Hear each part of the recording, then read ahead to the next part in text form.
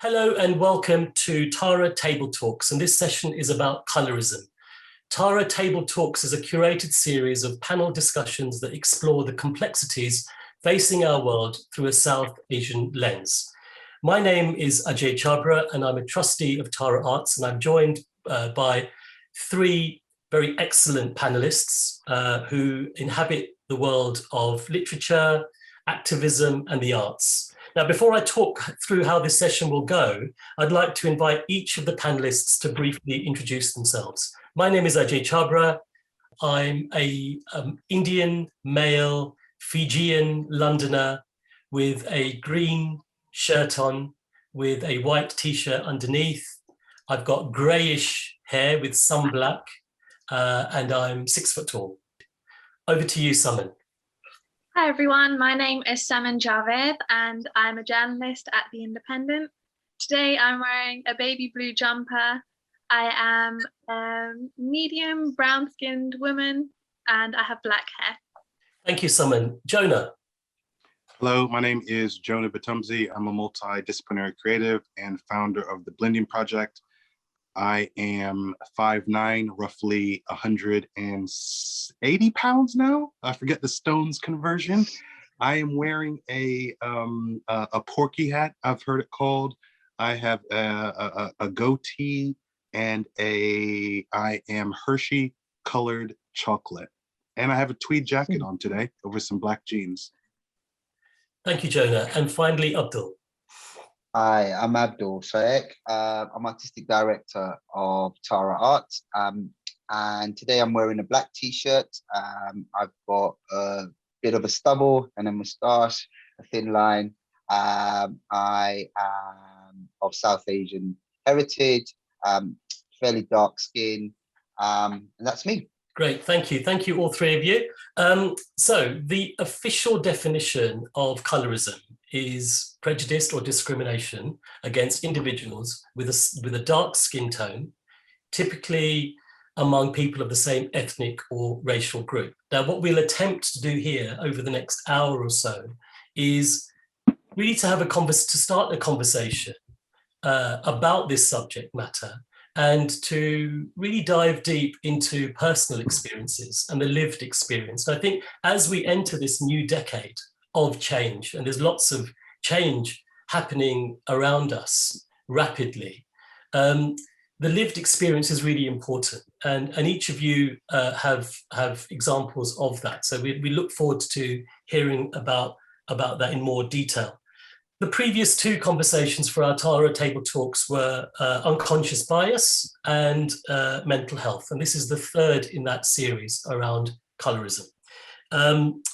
We are going to break the conversation into 2 to 3 parts. So we'll talk a little bit about our lived and personal experiences, what's happening now, and perhaps what change we can offer or what change we can make.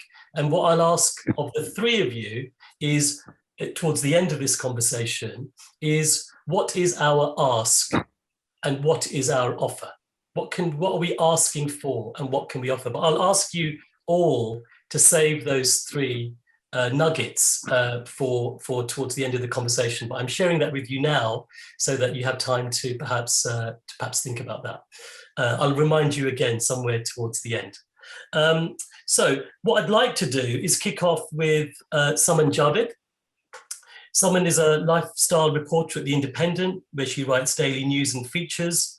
Before this, Saman worked as a journalist at Unilad, also writing news and features around social policy issues, mental health, and issues affecting minority groups. She began her career as a reporter at a B2B magazine, which focused on intellectual property. Saman, welcome. Thank you, AJ. So I wanted to talk a bit about an article that I wrote last summer for The Independent, and it's called "To Truly Overcome Anti-Black Racism, We Must Also Challenge South Asia's Caste System." And I wrote that shortly after the death of George Floyd, and that really got me thinking about anti-Blackness in the South Asian community, but also within my own family. So off the back of that, I started having conversations with family members, and I really found that people in my family held these colorist views, but no one really knew why. And when we kind of drilled down to it, there wasn't an explanation behind it. And I grew up hearing colorist comments all the time, which I'm sure many other South Asians heard. Things like, don't go out in the sun if you're not wearing SPF because you might get a tan, or don't apply too much bronzer. And I think from a very young age, we were taught that having a darker skin is not the beauty standard. And one story which really stuck out when I was speaking to my family was one that I had with my auntie, who did have an arranged marriage. And when her now husband was coming to visit my family for the first time to meet my auntie, one of her cousins, another woman who was much fairer skinned, was instructed not to go in the room or not to let them see her, because out of fear that they might like her more than my auntie, purely because of the color of her skin. So then I thought, I want to write this piece, and I started doing some research into it. And there were two things that came up with the experts that I spoke to. And one of them was the ancient Hindu caste system, which actually traces back all the way back to 1500 BC. But in this caste system, for people who might not know, the people at the bottom of this social hierarchy were people who did labor jobs outside in the sun, consequently would get a tan, and that's how dark skin became associated with kind of low class and low pay, whereas those at the top of the social hierarchy had intellectual jobs where they were inside, and that's where the association between fair skin and higher wage comes from. And then of course that was reinforced through European colonialism, where the people in power had white skin. But I mean, all of those things don't actually really answer why we still hold these views so many thousands of years later. And, you know, we've migrated across the world, and even here in our communities in the UK, we still hold those views. So I think that's something interesting that we could talk about and explore. That's fantastic, Simon. And you talked about your own personal experience coming from a Muslim family. Can you be more specific? Yeah, so I mean, the thing is, with my own personal experience, I am kind of a mid-toned brown-skinned woman. So I would have those comments. We were taught from a really young age. My mum would say, like I said, don't go out in the sun, don't do your makeup too dark. And I think what that instills in you from a young age is that the color of your skin is not desirable, and you should try to be as fair as possible, which I do think, you know, has negative consequences growing up. But at the same time, I did kind of enjoy that privilege of being a mid-toned brown woman. So I didn't have those experiences as much, but you know, those comments, I think, however small, still have an impact. Fantastic, thank you. And it's also probably important just to make it crystal clear that these kind of subjects affect all communities and all faiths. And there's a sort of laziness about focusing on one specific faith from the South Asian subcontinent. So I think, hence coming back to you and talking specifically about our own specific experiences, which is really fantastic. Thank you so much, Simon. Jonah, let's move on with you. And I'm just going to give a little introduction to the life and times of Jonah. Okay, thank you. Jonah's a Ugandan-American, multidisciplinary, creative community builder and author of the soon-to-be-released book entitled When We See Ourselves, Black times Brown equals Love. I put that equals in there. I don't think Thank you. It works. Yeah. It works. He was born in Chicago and raised in the cornfields of central Illinois.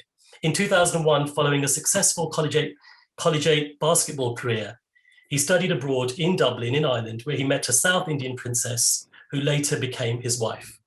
Jonah, tell us a little bit about your introduction to colorism and your activism around it. Sure. I mean, yeah, it's really a full circle story. Like you said, Ugandan American. I was born in Chicago, and my father was a cardiologist. So we moved to Central Illinois as he opened up his practice. So growing up as a child, I was, one of the few Black or brown faces in the class, and I was African. So there was a different lens that it was viewed at as well too. And I just remember myself personally, wanting to be like the other kids, and that wanting to be normal, wanting not to be the other or the the different person. So, and I don't know if other people can speak to this, but, there is this idea of, oh, I wish I was lighter, or wish I was like everybody else. And some people could even be, I wish I was white, So I think that right there is, it goes to your point. It's something that affects us in the Black community, but it's also something that crosses over to the South Asian community and other communities as well too. So that was my personal experience to it. And Jonah, tell us a little bit more about the Blindian project Sure. you created. It's a platform that unites Black and South Asian communities. Tell us a little bit more about the sort of the foundation story. Sure. So when I met my wife 2001, like I said, when I studied abroad, even though I had studied with South Asian or Indian people before, I had never had an intimate conversation with them. So I remember that was my first conversation. I didn't even know what Diwali was, which I think about now, which is quite funny. So I met her, Sveta, and it just opened up my perspective to a whole new world in terms of religion, spirituality, festivals. And we went through this process. It took us 6 years to get married. And I remember when we got married, there was a group of aunties that, made a point of telling me, we know other couples like you. We know we've been to other weddings like yours.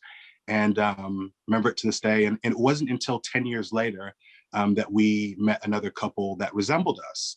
And it wasn't that we were outwardly looking for these couples, but it was just noticeable that we never saw them in spaces. And I was traveling to India with my family, and I read an Al Jazeera article about African students getting attacked by mobs in Noida. And I had never really thought about anti-Blackness before. And that was my first kind of thoughts as to, let me try to figure out why there aren't so many of our relationships and why people look at them as taboo. And I remember I had been stalking a few couples on the internet, and I emailed them and asked them to share their stories. And that was the first iteration of what the Blindian project was. Excellent, Jonah. We'd love to hear more about that as we open up this conversation. And last but not least, we'd like to hear from Abdul. Abdul Sayek is the Artistic Director and Joint Chief Executive of Tara Arts. He's the Vice Chair of the National Alliance for Arts in the Criminal Justice System, as well as many other things. And he sits on many other boards. Abdul, welcome. Tell us a little bit about your interest and intervention in this space. Well, let me start with the kind of more, I'll start from the global and then bring it down to the personal. I think that might be a useful way to look at this. I guess from a kind of global social perspective, we are at a really important time around race relations and around the question and conversation around diversity, equality, and equity. Obviously, what happened with George Floyd really brought it to the fore. And with everything going on with the pandemic, I think we saw an urgency that we hadn't seen before. I think a big question for me personally around this whole issue was what the South Asian community was doing about racism, and really asking that question. And when I joined Tara, one of the things that we wanted to do was have some really important conversations around issues that were considered taboo or issues that we weren't talking about. And so this idea of Tara Table Talks came about. And the first one was around unconscious bias, particularly looking at the casting space. And colorism came up in that conversation. We spoke about mental health in the second one. And this one for me felt like a really important subject to take on because, like I say, of everything that was going on around us, and the fact that in the past, I think, the fight for equality has been one that we have all fought together. But more recently, what was happening and the things that I was hearing was, the South Asian community doesn't care as much because they are much further along in terms of in society. They have there's a significant amount of wealth in the Indian and Pakistani community, in the Bangladeshi community, but people generalize and they say South Asian. I think there's a number of issues around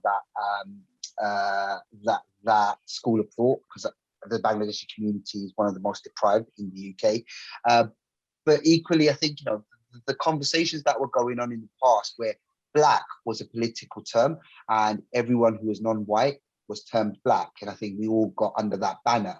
And then there was a splintering off and people started to silo off. And I think we've got weaker in the conversation because of that.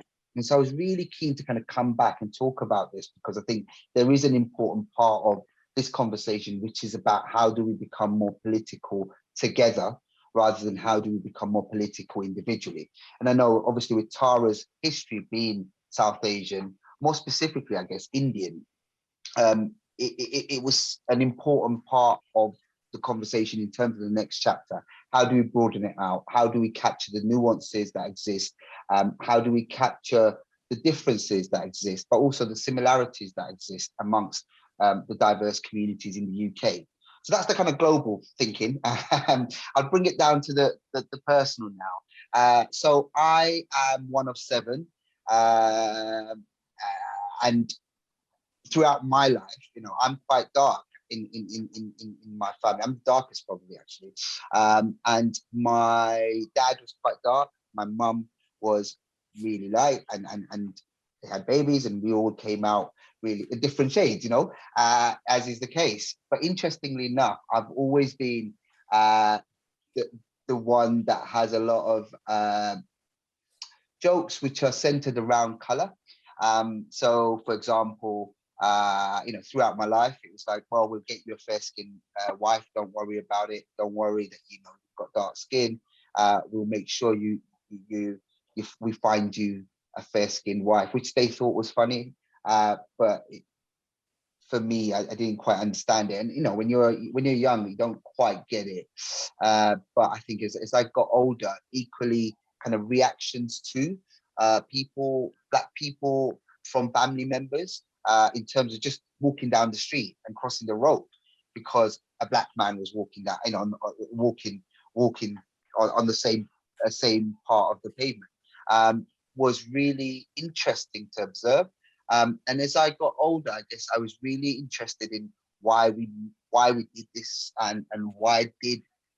And it's not just within the Bangladeshi community. I think it's in the Pakistani community, it's in the Indian community, it's in the black community, in terms of the idea that fair is 1, beautiful, it's 2, safe, and 3, success is somehow associated with being fair.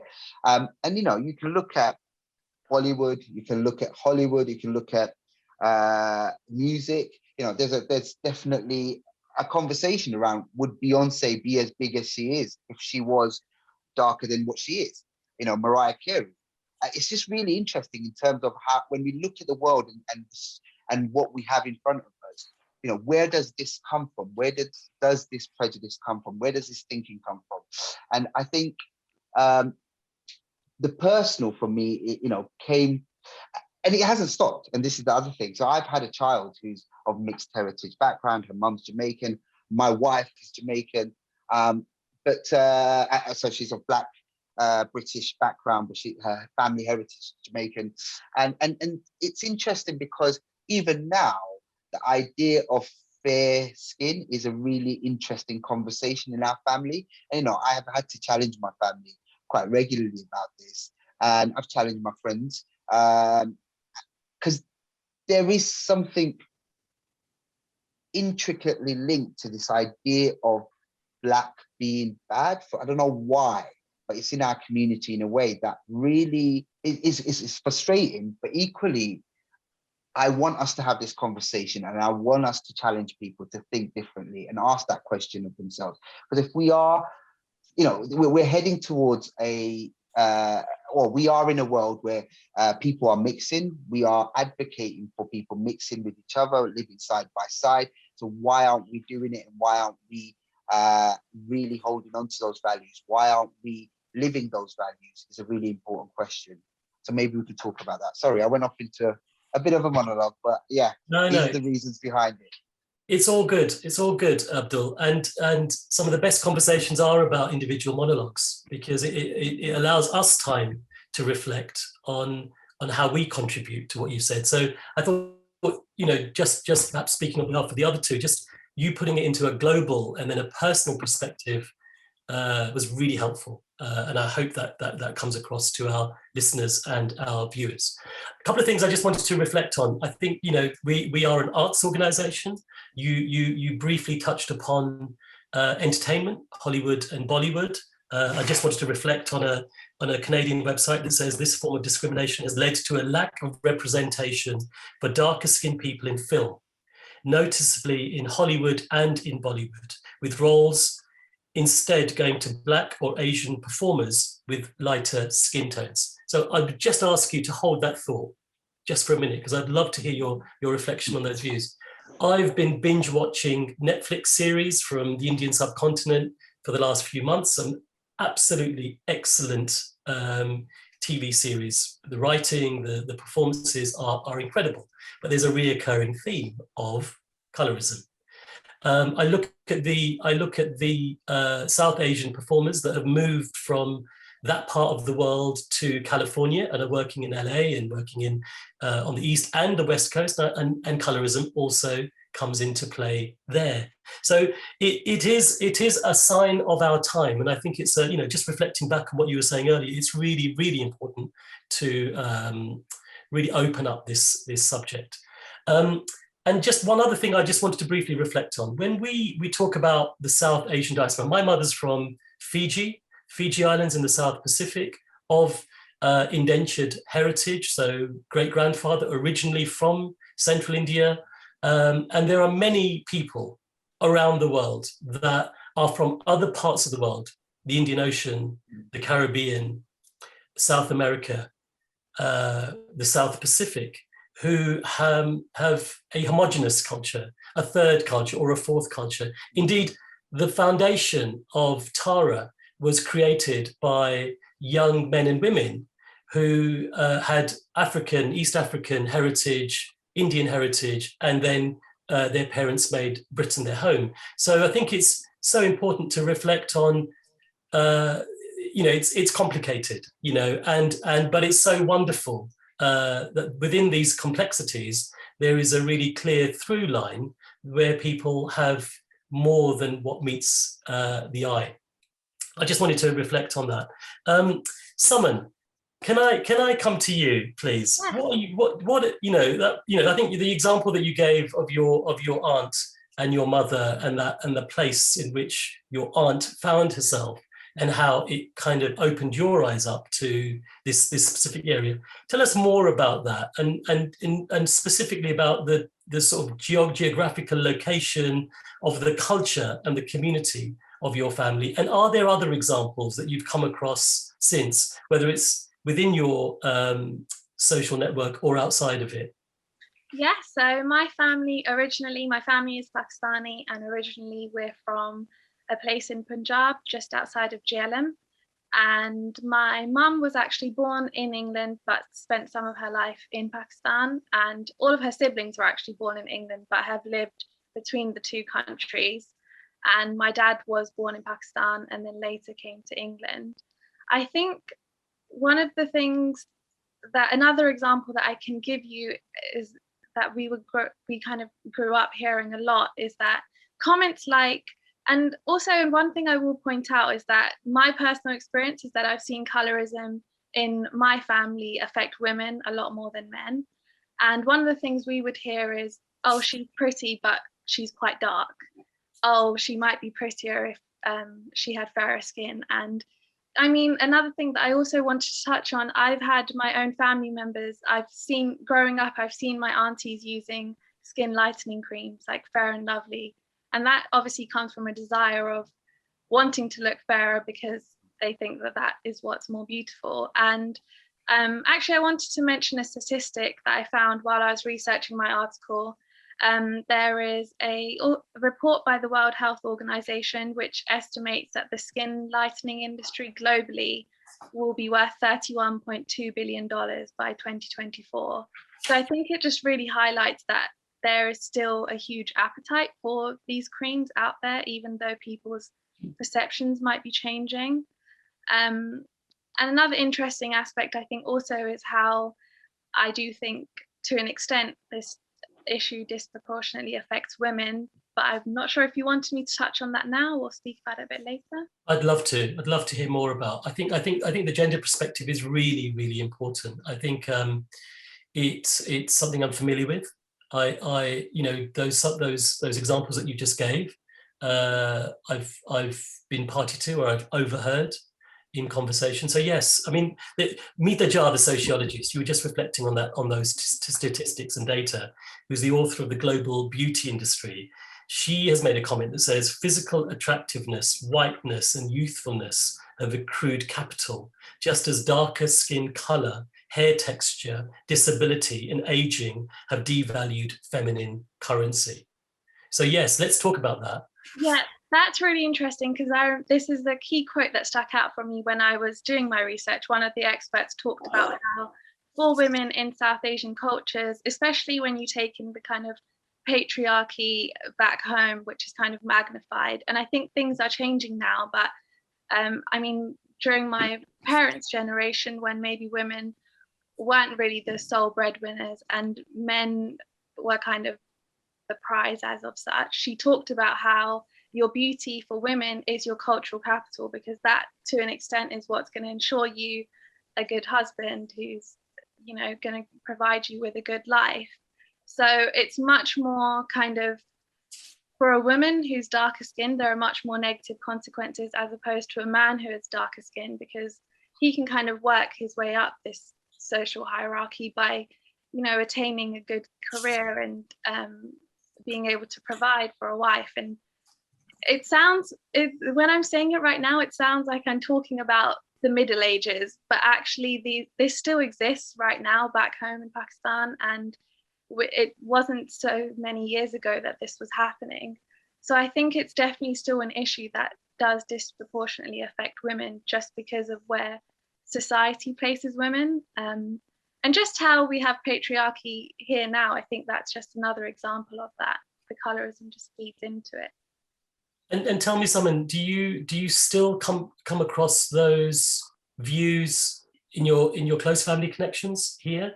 I'm just thinking about bringing it back home, bringing it to what you're connected to. I think within my family, the thing I've noticed in the last couple of years, and maybe it is where this conversation has kind of started, people definitely still make these comments. The comment that I just gave the example of, oh, she's pretty but she's dark, I wouldn't be surprised if I heard that from someone in my family tomorrow. But I do think that maybe the comments are not as open anymore. They're not happening with as much frequency, because I do think people's perspectives are shifting. And I think that's happening because people are realizing that we don't know why we hold these views. We think fair skin is beautiful, but why do we? And I think that's starting to change. And I haven't seen anyone in my family use a lightening cream for a good number of years now, which is progress. And that's fantastic. So, and do you think that's down to your intervention or just sign of the times? I actually do think it's our younger generation, because it's a very small thing. But if someone tells you, oh, you shouldn't wear so much bronzer, you shouldn't get a tan, just by challenging them and saying, well, why? And why do you think that I'm going to be less pretty if I'm a darker skin color? I think that just gets people thinking a bit. And yeah, I would say it's the new generation which is changing views. Excellent. Thank you so much for that. I did promise you that this would be a conversation. So Abdul, Jonah, Abdul? I was just going to jump in just to say, Simon, I think the idea that it affects women more, absolutely, I agree. Because if you think about it from my dad's perspective, he was a dark man that could marry a lighter woman because he came to the UK, he worked hard, and he created a living for himself, and he was successful, and therefore he had a choice. Whereas, if it was the other way around, I think it wouldn't work in the same way. So I completely agree. And I guess from a personal perspective, I'd certainly say that I'd agree with you on that. Lovely. Thank you, Simon, for that. And, again, I just want to sort of really encourage this diving deeper into these lived experience examples. It's really generous of you. It's never often easy, but I hope we can provide the support around us to listen deeply as well as speak deeply. Jonah, I'd like to come to you, and for you to share a specific experience. I'm sure there are many of your direct experience of colorism.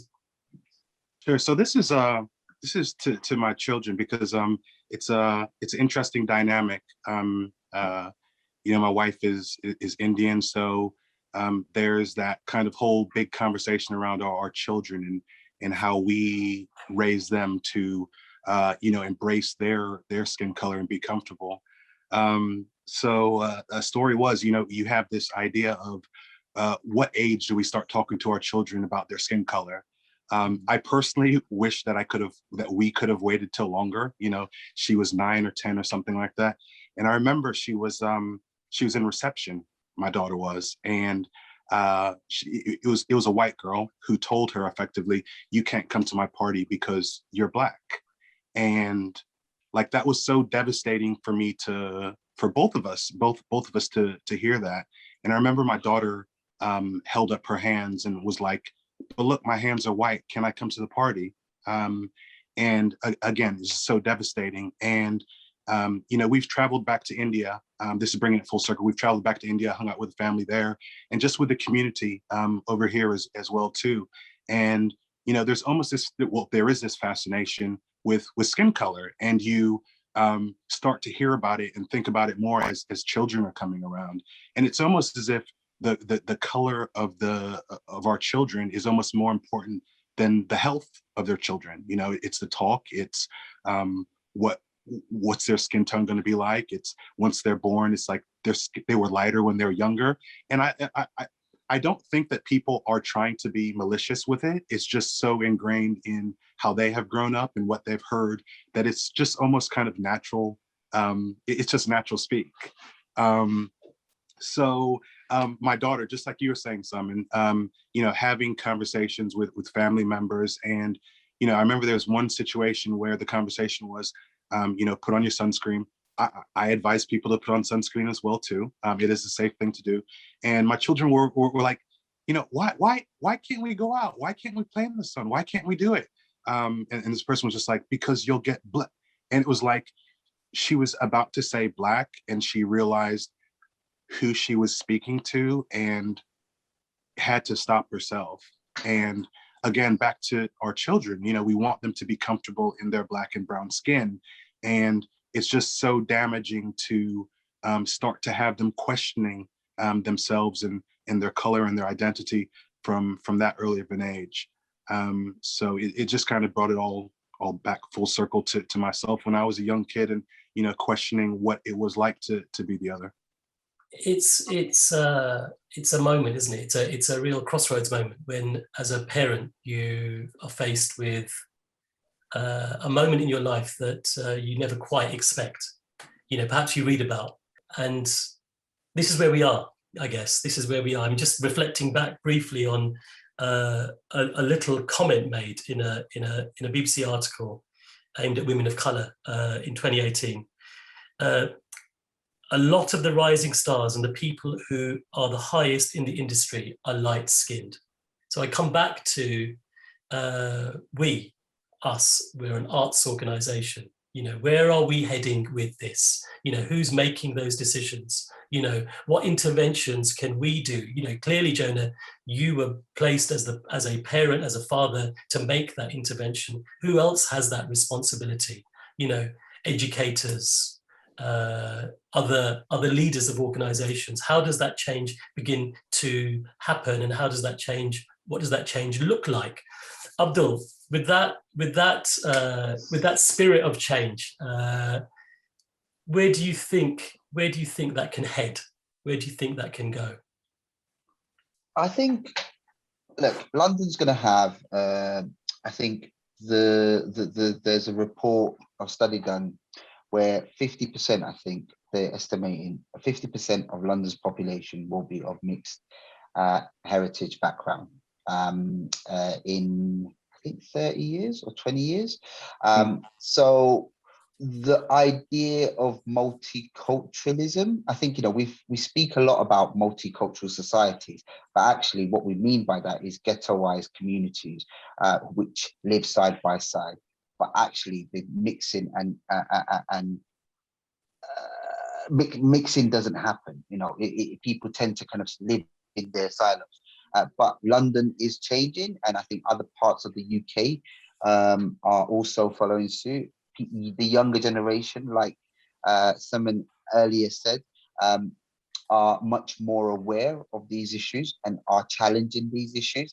I think from an arts perspective, we need to platform these stories. We need to give these stories room to be heard by the wider community.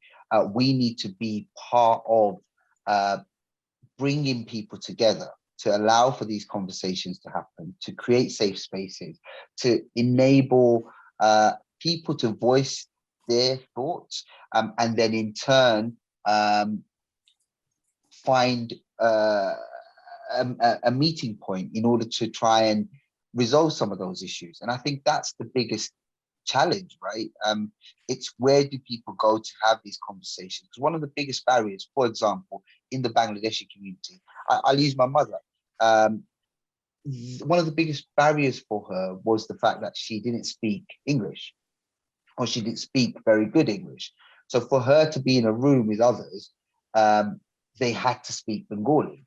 And that was similar for a number, quite a big part of that community, in terms of those women who came over at that particular point didn't learn English, and therefore they couldn't have some of those conversations, and therefore they couldn't make those connections. So can we as arts organizations or cultural organizations start making some of those connections for people? Can we bring those people together and find other ways of communicating some of these messages to each other, whether it's through storytelling that we do, whether it's through the food that we share with each other? Because that's the other, that's one of the other big things that I've noticed when we have seen, and I've seen communities come together. Food has been such an important part of conversation starting. So, bringing my wife's family together with my family and then discussing a particular, so in our wedding, for example, a particular dish and going, oh, we make this, but we make it like this.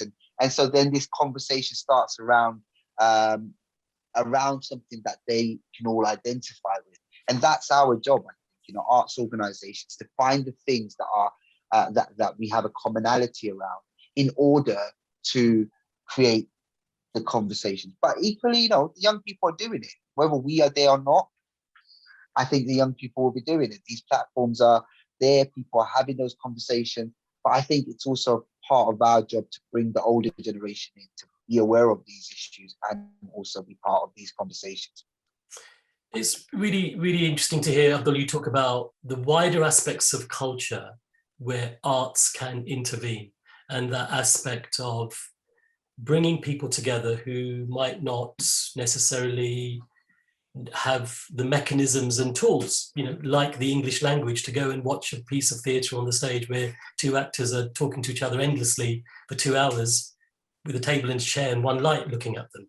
What are the other ways in which we can make our theatre interesting? And I think perhaps it could be said that the best theatre, or the best theatre organisations, are those which are embedded in the heart of their community, and the door is open, and those people, those voices, those people who live locally and intergenerational, bilingual, trilingual, if they have access to an arts organisation like Tara. And I'd argue that's the foundation of Tara. When Tara was created 4 decades ago, it was really about bringing people together that wouldn't otherwise find that common space. And over time, things become sophisticated, things fragment, things change, but perhaps that common core, it sounds like it's still bubbling away beneath the surface. So it's lovely to hear that stuff about food. Can I just challenge that? So I think it's really interesting. Just in the conversation that we've had, the idea that as we think, when we think about theatre or when we think about arts organization, the idea of tradition and sophisticated thinking around art means that you silo and become much more specific. But actually, sophisticated thinking is to think broad and bring bilingual, trilingual, people speaking different languages together in a space. I mean, that in itself is so rich and brilliant. Why do we keep getting rid of that? Is a really important question, because I think that's been for me anyway, the fundamental issue in theatre. And I'm bringing it back to theatre, but I think there is something about that really is interesting. And I think, when you talk about Tara and we talk about some of these challenges and some of these issues that we need to be talking about, I think they need to be at the heart of our thinking. And that's what we as an arts organisation can do. And I feel like that's the sophisticated way to move forward and reset and rethink our cultural sector. So yeah, I think it's just really interesting. Semantics we use around theatre and the cultural sector is really, for me, problematic for the way that we can engage with issues like colorism, mental health, unconscious bias, because clearly the sophisticated theatres and companies are not getting it right. The people with the resources are not getting it right. It's the community-orientated, community-focused organisations that are doing the great work. Yeah, I couldn't agree with you more. I'm on it. I'm on that page. I'm on that train. Thank you, Abdul. Thank you. Just going to move over to Jonah's world. Jonah, I was really interested in that Noida moment. It was a kind of, perhaps it was like a moment. So for those that don't know, Noida is a suburb, a satellite city in Delhi. Delhi is the national capital of India. It's a city that it's a satellite town that once upon a time had nothing. In the late 80s and early 90s, one house popped up, another one popped up, and suddenly this city grew to host the burgeoning population that was being attracted to the city.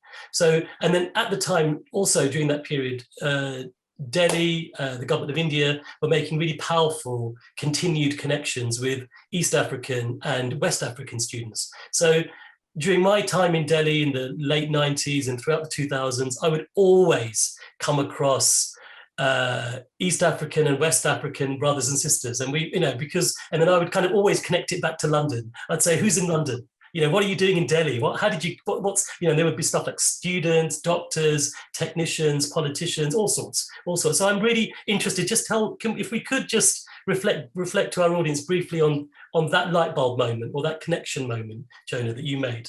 Sure, like I said, me and my wife, we never really had any deep discussions, and we never went through this whole situation where she was going to be disowned because of our relationship or anything like that, right? So I had never really investigated what casteism looks like, what is anti-Blackness, and so when I saw that, and when I saw the mob and just the way that they were attacking these people, and there's several different attacks, it just makes you think as to what could have been so bad that those people could have turned against those people like that.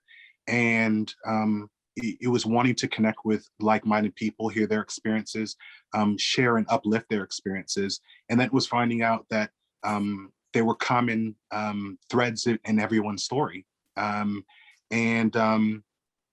It just was, like you said, a light bulb moment in which I wanted to investigate it further and try to support people who were being impacted by this. And what's your continued through your active campaigning? Tell us more about your internationalism around the subject matter. So this is back to the point that Abdul was making as well too. So one of the things that we and I believe in is that a lot of these stereotypes and differences amongst our communities as Black and Brown people is because sometimes there isn't interaction. Sometimes things are very siloed in the way that we engage and interact with one another. So what we've tried to do is really create spaces for us to have those conversations. So it could be around a James Baldwin book. We have a book club that we have. We read The Fire Next Time. So it's a space where we can have conversations, and you can sit and be with Black and brown people and have conversations about race, have conversations about colorism, have conversations about casteism, things that you may never know about, because we feel that when you start to have that understanding, it starts to demystify a lot of these stereotypes that, maybe we've obtained through media or theater or the news, and that effectively helps us start chipping away and brings us together as communities as color. So that's one thing that we see as one of the ways to continue to try to bring us together, to unite and build solidarity. Jonah, I'm really, interested in something that someone also said, actually, which I think was interesting. But there is this connection that I'm seeing, I'm beginning to make. So, for example, you as a Black man married to an Indian princess, as described in your own words, not mine. Yeah. Yes. Yes. And I'm sure our Bharbi means sister-in-law in Hindi, is indeed a real Indian princess. But this example, which also someone described, of challenging that behavior. So you're in a room with your nearest and dearest, and you can take it no more. Enough is enough. But then you're dealing with family, right? Which you're going to have to continue to live with for the rest of our lives. Yeah.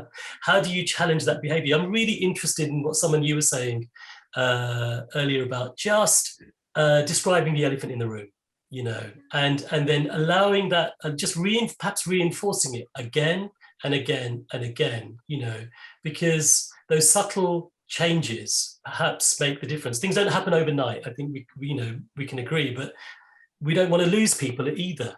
So there's a fine balance I think we're almost always making. But Jonah, and both Simon and Abdul, just thoughts on that, please. Those subtle interventions you can make to your loved ones, because thinking about where this conversation started about our lived experience, they start at home, right? They start in the corridors of our families. So I have some thoughts on that. Just on what you were saying, I'm going to broaden it a little bit.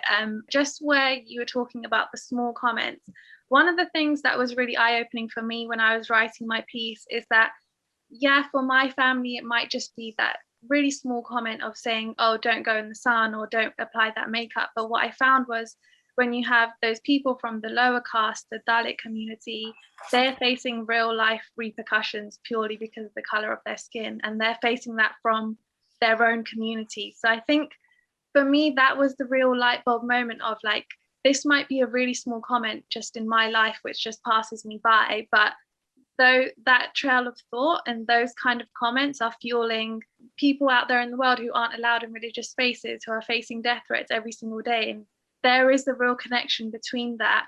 And I think the only reason that, it just takes one person to say, if someone says to you, going back to it again, but don't go in the sun, you'll get dark, you'll get too dark, or you'll get darker. And it just needs one person to think, actually, no, I like my skin color and I am happy in my skin color. So who are you to tell me not to? It's just a very small thing, but I think it is hard when you grow up in a whole community and a whole family who thinks that way, to say, actually, no, I'm perfectly happy how I am, because in a way that is what it boils down to. People, it's essentially you're telling young children, as Jonah said earlier as well, that you're telling them that they're not good enough. So I think it's just about just calling it out. Every time you hear it or see it, just call it out. I love that. Direct, punchy, grasp the moment. I think that's crystal clear. Jonah. Definitely, yeah. I would say it's that, I don't know who made this quote, but it's that sense of indifference, being indifferent about it, whether it's racism, colorism, casteism. We have to have an opinion on it, because I feel like growing up hearing these comments, and when you allow them to be said over and over again, it makes it harder for me when you want to stand up and have an opinion on something. It allows parents and I think elders to think that they can continue to basically have that behavior. So I very much agree with you. As long as we're able to stand up and start to have an opinion and voice that, people become aware of it. And I think it's easier for them to realize and to think about what they're actually saying, versus we just allow it to be said and people keep on making comments, and then, you know, we're in our 30s and then we're just continually just allowing this to happen over and over again. That's excellent, Jonah. Yeah, and I think I'm hearing aspects of challenging certain behaviours that have lasted too long. The challenge is happening faster, quicker, and louder, you know, and the way in which people are listening to those challenges are happening faster, quicker, and louder. At least in my world, at least from where I sit, I can just see these small interventions. So thank you both, you know, and someone thank you for that, you know, for standing up in the middle of the room and just you know, stepping in when you hear these moments. I'm conscious that we're going into our, you know, there's no extra time in these Tara Table talks, I'm afraid, folks. For those of us who love our sport, we are going to go to the time that we've been allocated, and we're in that final, you know, final few moments where I'm just going to open this up, and I'm going to ask you for an ask, and I'm going to ask you for an offer. You know, because essentially this table talk is opening up the conversation. We don't want the conversation it won't finish here. None of us in this panel will allow it to, and perhaps we'll continue this conversation in some other aspect as we go forward. I don't want to put you on the spot, so I'll keep talking while I can see your brains whirring away. And so that's one thing I just wanted to finish up on. And the second thing is, what do you think each of us in our communities needs to do to dismantle colorism? Now, that might be within your ask and within your offer. So I'm just going to open that up to any one of you, the floor, as they say. Can I just jump in first, just in response to the earlier question? Just wanted to say, I mean, subtle changes are really important, but I think the world is ready for big shifts. We're seeing that, and I think we have to seize the moment. We have to really seize this moment. I think we challenge our families. We absolutely, we challenge our families. And you know, I think, of course, we don't want to destroy relationships with family members, but equally, these are important conversations. And I think, you know, equally with friends, it's about challenging them. But I think that the connection that you've made, Simon, you know, in terms of, okay, this is a passing comment for me, and I can handle that.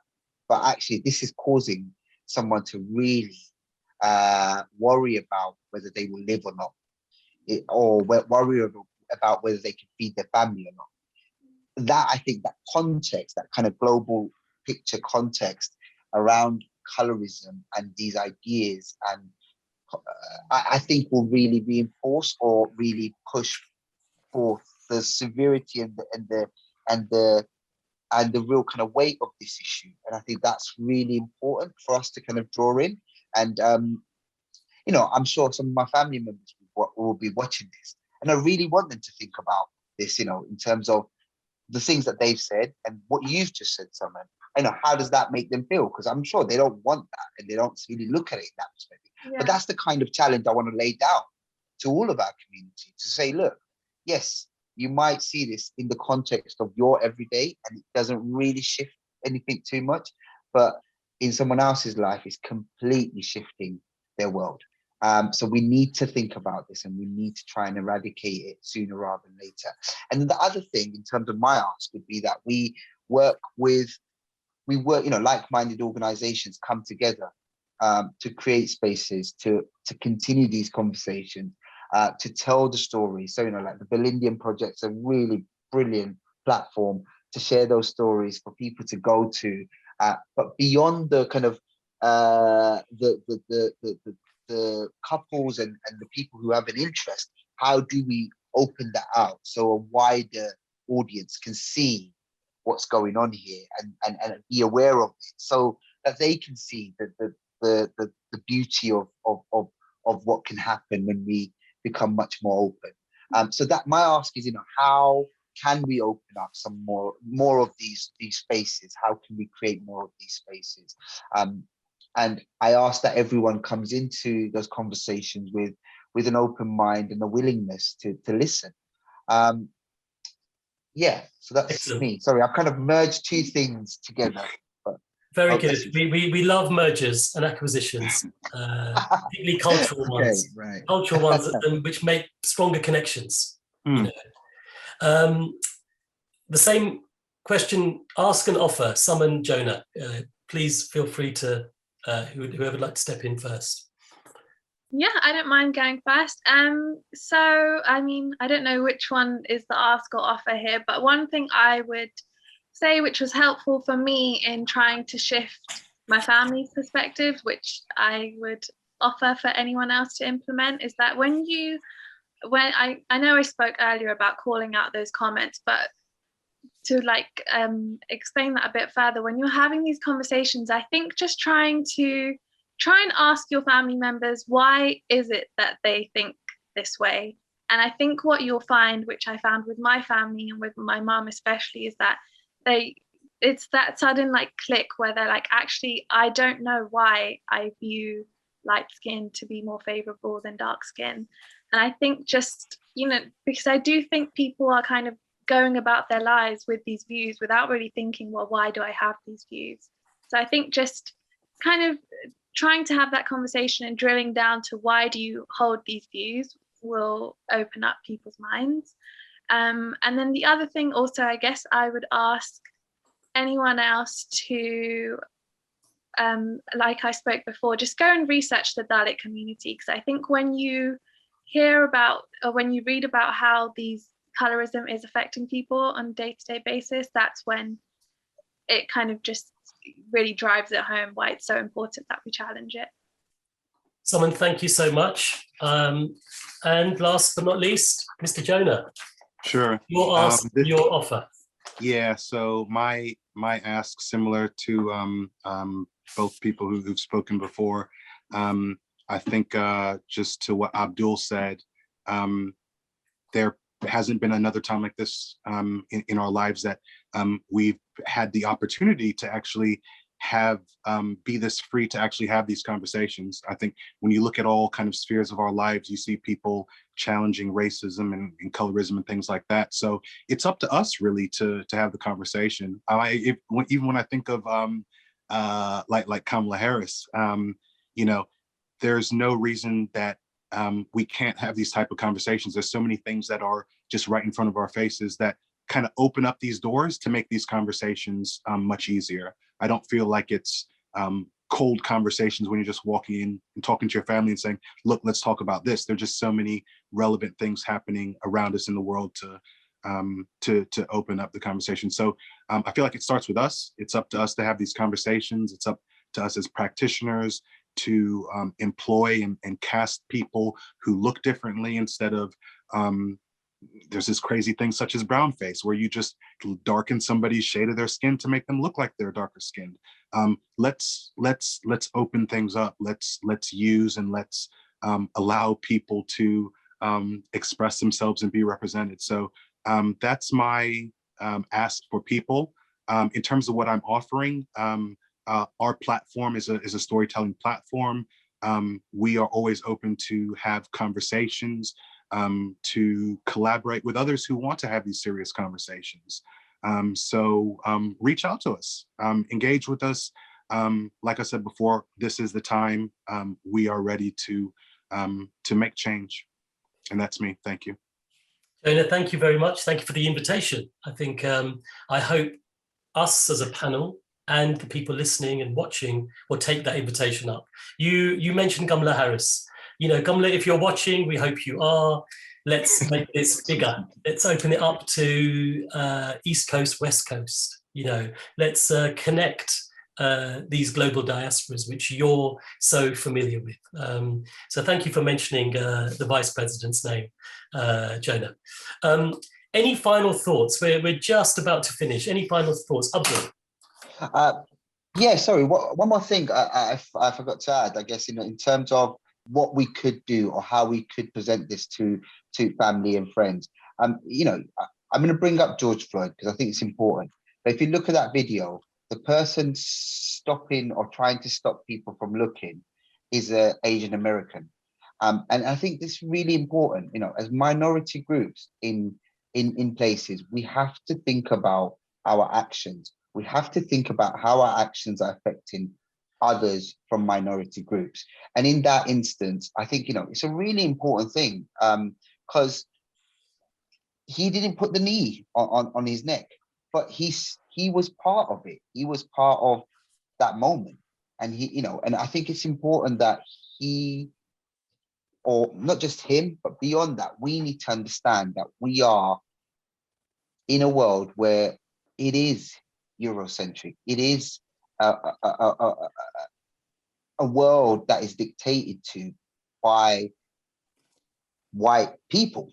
And if we want to change it, we have to come together and we have to respond to the world as it is, because the structures that are there have been ingrained and have been built over years, centuries, you know, and in order to break these structures down, we have to all come together. We can't keep doing this in silos. So that's really important. And then the other thing, just is in terms of offer, I should offer this. Obviously, Tara is a space that wants these conversations.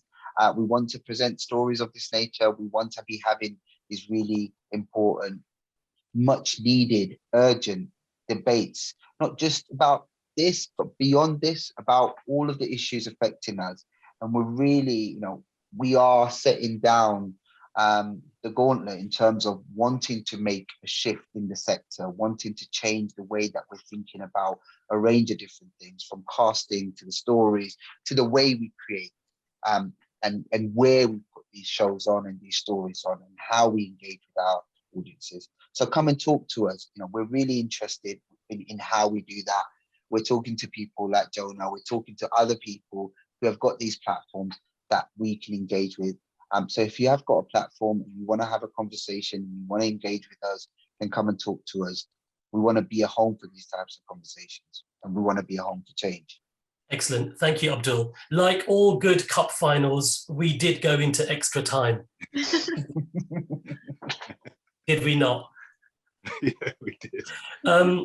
Thank you, Abdul. I mean, this is a moment where we all take responsibility. You know, if we really want to have those equitable conversations, we draw everybody into our conversation, and we take ownership of that conversation. And I think that the same can apply for all three of the Tara Table Talks that we've presented to date. I'd like to thank the three of you, Saman, Jonah, Abdul, for being such lovely conversationalists. Let's do it again. Let's do it in real life, not behind a screen. I know we will. I'm sure we will. We have to. This isn't the end. This is the beginning. You know, goodbyes aren't good. Yeah. Maybe sometimes, but we don't say goodbye. We say see you again. And just before I finish, I just wanted to say that at the end of this program, we'll have some selected links for further reading and resources. So please do follow up if there's anything that has gone unanswered. And as my three panelists have said, keep in touch. Thank you so much for watching. This has been the third edition of Tara Table Talks on Colorism. Thank you and goodbye.